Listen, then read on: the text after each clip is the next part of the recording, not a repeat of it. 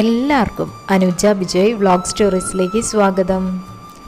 അപ്പോൾ ഓണസദ്യ വിശേഷങ്ങളിലെ ഏറ്റവും പ്രധാനപ്പെട്ട കൂട്ടുകറിയുടെ രുചിക്കൂട്ടുമായിട്ടാണ് ഇന്ന് നമ്മൾ വന്നിട്ടുള്ളത്. അപ്പോൾ എന്തൊക്കെയാണ് മലബാർ സ്റ്റൈലിൽ നമുക്ക് എങ്ങനെയാണ് കൂട്ടുകറി ഉണ്ടാക്കുക എന്നൊക്കെ കാണിച്ചു തരാം. വീഡിയോ കണ്ടു നോക്കൂ. തലേന്ന് കുതിർത്ത് വെച്ച കടലയാണ് ഒരു 1.25 ഗ്ലാസ്സോളം ഞാൻ എടുത്തിട്ടുണ്ടാവും. അപ്പോൾ അത് നമ്മൾ കുക്കറിലേക്കിട്ട് വേവിക്കുകയാണ് ചെയ്യുന്നത്. നന്നായിട്ട് കഴുകി വെച്ചതിന് ശേഷം അത് വേവിക്കുകയാണ്. അതിലേക്ക് നമ്മൾ വെള്ളം ഒഴിച്ചു കൊടുക്കുന്നുണ്ട്. അതേപോലെ തന്നെ മുളക് പൊടിയും മഞ്ഞൾപ്പൊടിയും ഉപ്പും ചേർത്തിട്ടാണ് നമ്മൾ വേവിക്കുന്നത്. അതൊക്കെ ഒരു അളവനുസരിച്ച് നിങ്ങൾ ചേർക്കുക. ഒരുപാട് എരിവൊന്നും വേണ്ട നമുക്ക് കൂട്ടുകറിക്ക്. അപ്പോൾ 1/4 ടീസ്പൂണോളാണ് ഞാൻ ചേർത്തിട്ടുള്ളത്. ഉപ്പും ആവശ്യത്തിന്. സാധാരണ നമ്മൾ കടലയ്ക്കുള്ള വേവിനനുസരിച്ചുള്ള വിസിലിടുക. ഒരു 2-3 വിസിലോളം വേണ്ടി വരും. നന്നായിട്ട് വെന്ത പാകത്തിനാണ് നമുക്ക് വേണ്ടത്.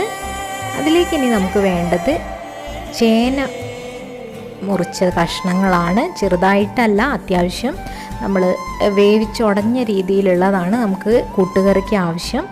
അപ്പോൾ അത്യാവശ്യം വലുപ്പത്തിൽ നമ്മൾ സ്ക്വയറായിട്ട് തന്നെ കട്ട് ചെയ്യാം. അപ്പോൾ നിങ്ങൾ ചേനയൊക്കെ യൂസ് ചെയ്യുന്നവർക്ക് ചിലർക്ക് ചൊറിയൊക്കെ വരാൻ സാധ്യത ഉണ്ട് കയ്യിലൊക്കെ. അപ്പോൾ നമ്മൾ വെളിച്ചെണ്ണ തേച്ചിട്ട് നമ്മളത് മുറിച്ച് കഴിഞ്ഞാൽ ഒരു പരിധി വരെ അതിൻ്റെ ചൊറിച്ചിലൊക്കെ മാറാൻ സഹായിക്കും. അപ്പോൾ ആ ഒരു ടിപ്സൊക്കെ ഉപയോഗിച്ച് നോക്കാം. നമ്മൾ കടലേൻ്റെ വിസിൽ വന്നിട്ടുണ്ട്. അത്യാവശ്യം നന്നായിട്ട് തന്നെ വെന്തിട്ടുണ്ട്.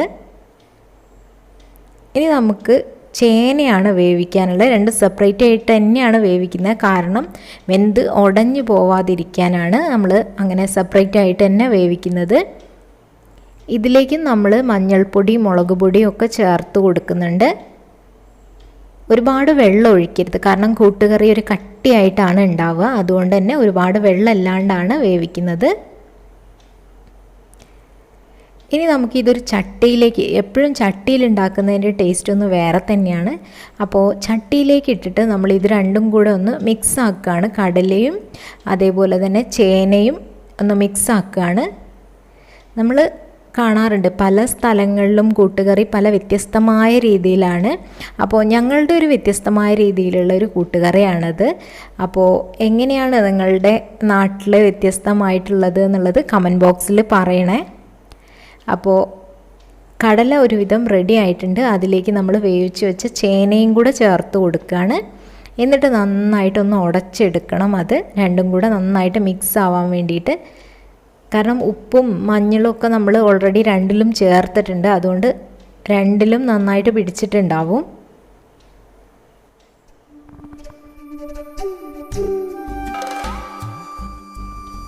ഉടഞ്ഞു വരുന്നൊരു സമയത്ത് ചെറുതായിട്ടൊരു വെള്ളം ഉണ്ടാവും. എന്നാലും അത് വറ്റുന്നവരെ നിൽക്കുക. രണ്ടും കൂടെ യോജിപ്പിച്ച് വരുന്നവരെ.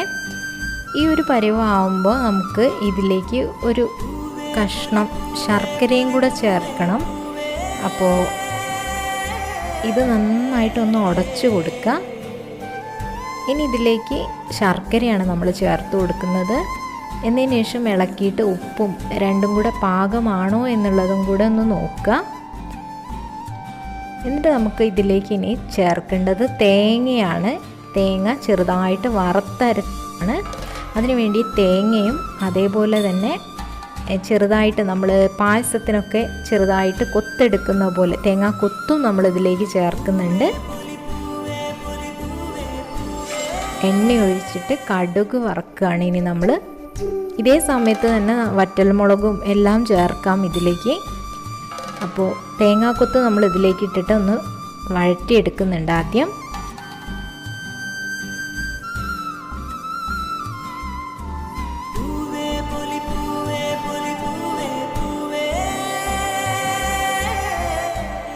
ഇനി നമ്മളിതിലേക്ക് തേങ്ങയാണ് ചേർക്കുന്നത്.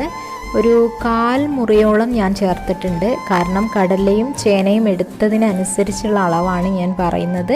1 ഗ്ലാസ് കടലയായിരുന്നു ഞാൻ എടുത്തത്, 1.25 ഗ്ലാസോളം. അതിനാണ് 1/2 മുറി തേങ്ങ എടുത്തിട്ടുള്ളത്.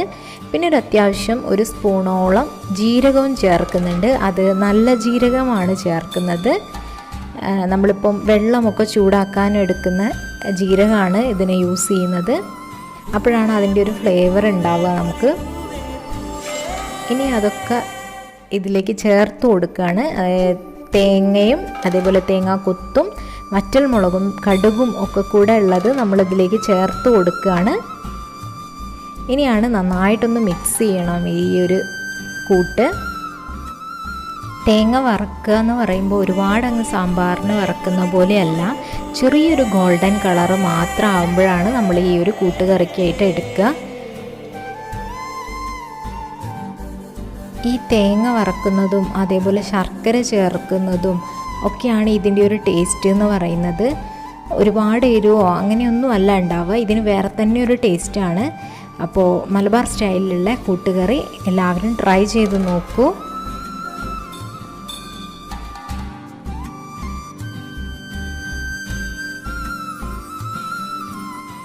ഈ ഓണം എന്ന് പറയുന്നത് കരുതലോണമാണ്.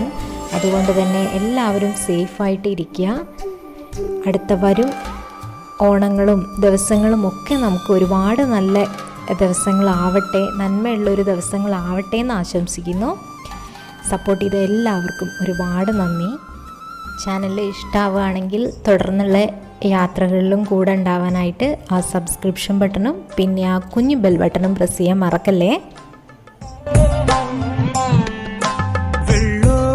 വിളക്കിൽ തിരിയേഴും തെളിച്ച് നാക്കിലയൊന്നു വിരിച്ച് കറിയോരോന്നായി വിളമ്പ്. കുന്നല്ലരിയുടെ ചോറിൽ നറുനെയ്യൊരു തുള്ളി ഒഴിച്ച് നന്നായി വെന്ത പരിപ്പും കൂട്ടി ഓണ സദ്യ വിളമ്പ്.